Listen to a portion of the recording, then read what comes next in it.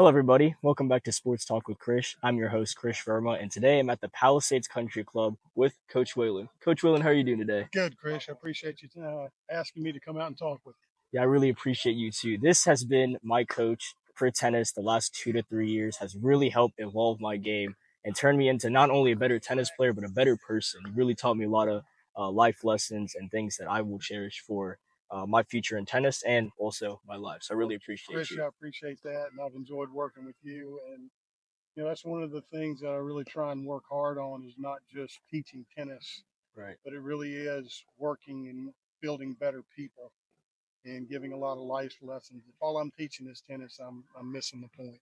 Let's go I, back to the sure. very beginning. Well, how did you want to become a tennis coach? Well, tennis came to me very naturally. I've played tournaments, regional tournaments, national tournaments, recently, and so tennis is just something that I've always known.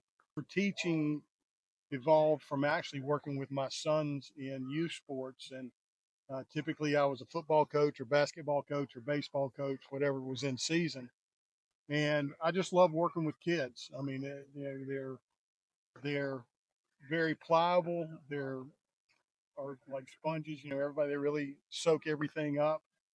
And for the most part, you get kids that really want to learn. A lot of times I'll have some older folks that are stuck in their ways and they'll say, well, that doesn't feel right. So working with the kids was really fun. Do you have a specific coaching moment in your years of coaching that you kind of reflect, look back on, and you're like, wow, this was a true lesson for me? So I do. And it's back, and I was coaching my youngest son's 12-year-old Pee Wee football team. We lost a very tough game in our championship. And in talking with the guys, of course, we were all disappointed that we didn't win the championship and all that. But at our team banquet at the end of our season, it really struck me that, these kids, these 12-year-olds, did everything that our coaching staff asked them to do. And they came up just a little short. It gives me chill bumps to think about what I told these kids. But I told them, I said, guys, you did everything we asked. We came up a little bit short. But if you guys will do everything in life just like you did here in this game, give it your all and do everything that's asked of you, you guys will be very successful in your life. So, going off of your specific moment of coaching, Yep, you've told me about your tennis career yep, and how you were as a player. yep. So, can you give a specific moment from your tennis career that you value? So I do. And it actually isn't a tennis playing moment. Okay. So I was in my freshman year in college. We had to take a course called Being Human in the 20th Century.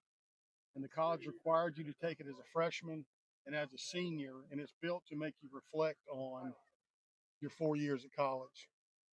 And in that class, I had an assignment to write a theme about an area you visited that meant a lot to you. And that weekend, I was heading down to Carolina, UNC, to watch a football game and have a little bit of fun. Right. And I walked past the tennis courts at UNC, which is where the North Carolina State High School tournaments always held. And I stopped and reflected, and actually I won 3 state championships down there. I won 2 individual doubles titles and a team title. And as a 16-year-old and 17-year-old, you're pumped up, you're excited about winning and all that, but you don't really think about that moment. But being there, having a teacher ask me about it, and granted, it's only a couple of years after the fact, so it's not like I was an aged guy going back to the site, but actually reflecting that the success that I had at this place really meant a lot to me. So, you are now here at the Palisades Country Club, and I was curious of how long you've been here and why did you want to come to the Palisades Country Well, Club? first off, I came here in March of 2022, Okay.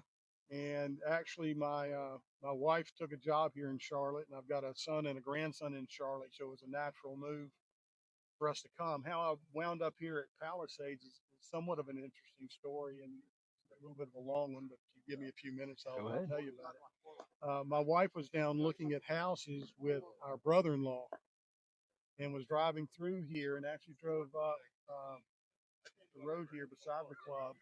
And it was in the middle of January, and she looked out, and there were all the courts full, tons of people, tons of stuff going on. And she actually texted me and said, "Hey, you need to get a job at this place," Mm. you know.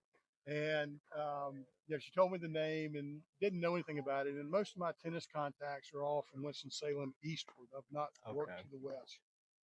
And of course, I looked and saw that Tim Wilkinson, who is one of the owners and the namesake here, was involved in the club here. And Tim and I grew up playing juniors together. And I say that tongue in cheek. We played one tournament together.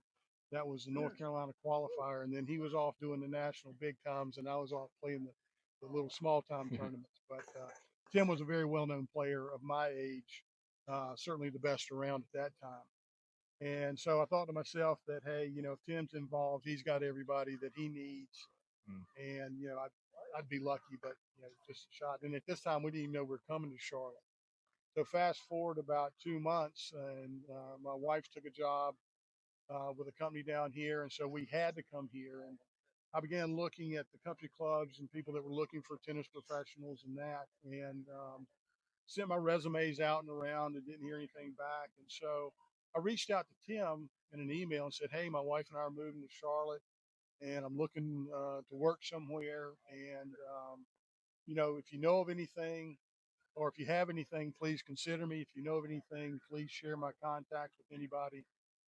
Don't really have a lot of contacts in there. And Tim very nicely said, "Welcome to Charlotte. Looking forward to having you down here." And he said, "I don't know of anything right now, but um, I'm going to forward your information on to the tennis director at a club I'm involved in." Of course, at the time I knew it was Palisades, so I'm thinking, okay, Tim did a nice job, and I'll get a call from the tennis director saying, "Hey, we're good. I'll keep your file on file, and if we have anything come up, we'll keep you in mind." And so the next day, we were actually coming to Palisades to look at houses, and I got a call from a 704 number, which would have been from my produce company days, because we were located in Salisbury. Mm. And I just resigned my position from them. And I said, "I'm not going to pick up that phone call because I don't have to anymore." And wound up listening to the voicemail about lunchtime. And it turned out to be Robert Casares, who was the director of tennis at the time, and saying he'd like to talk with me. And so I called back. And of course, Robert was on the court teaching when I called back. And so we were looking at houses, and he called back. So we played phone tag all day. And I finally told my wife when we were through looking at houses, "Hey, let's run by the club. I haven't seen it. I'd like to see it in person." So this was probably the end of February at 5:30 on a Thursday night. And we pull in, and lo and behold, Robert's still here. So I wound up Wow. talking with him for about 2 hours, um, and wound up getting offered the job on Monday. So that's how I wound up being here. Totally didn't know what was going on, but fell into heaven. If I were to ask you one last thing, can you give some advice to young scholars, young tennis players, and even coaches that want to be in your position one day? So the best thing I can offer is, like I said in one of the earlier clips, if all I'm teaching is tennis, I'm failing. Right. Okay, because I want to build better people, and I'm fortunate enough to have talent to teach tennis. I'm fortunate enough to have people that want to learn from me. But I'm also teaching life lessons. Relax when you're doing something because you'll do it better. If you're tense and fighting it the whole time, no matter what you're doing. And an analogy I use all the time is doing math in high school. There's times I can remember where I stared at a math problem so long I was going cross-eyed. And you're in the middle of that right now, Oh, aren't you? hey, that's for sure. Okay. Yeah. So, um, I tell them, walk away from it. Just stop. Go take a 5 or 10 minute break. Get you a drink of water, use the bathroom, whatever, but quit looking at it. Come back and look at it, and you'll see it with a fresh set of eyes, and you'll be Mm. able to work through the problem. And we all get stuck like that in life. And it really is calming down, taking a step back, evaluating, and making your choice and going with it.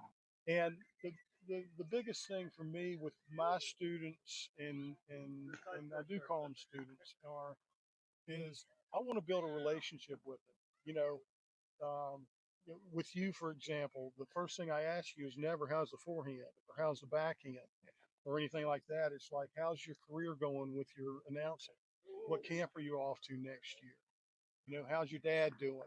Those type of things, because I want to be entrenched in your life. Not that I'm going to run it, but I got to know what's going on in order to be an effective coach. And to hit personal parts of their game as well. That Yep. really brings character, and that also really builds, like you're talking about, connection. That, I mean, that's Yep. puzzle. That And clicks that's right in. crucial. Yeah, You have to have that connection, and along with that, it builds trust with your students. You know, if you don't trust your coach or you don't trust anybody, you're not going to pay a whole lot of attention to them. right. So my students are more than just tennis pupils, Well, I mean, that's all we can really ask for. and So, I hope I treat them as such. well, again, thank you so much, Thank you, Coach, Krish. for joining. Appreciate it. Appreciate you as a person. Thanks, Anil. Appreciate your help. Thank you so much. And right here on Sports Talk with Krish, make sure you hit the subscribe button as the channel is on the road to 2,000 subscribers. Right here at the Palisades Country Club, signing off.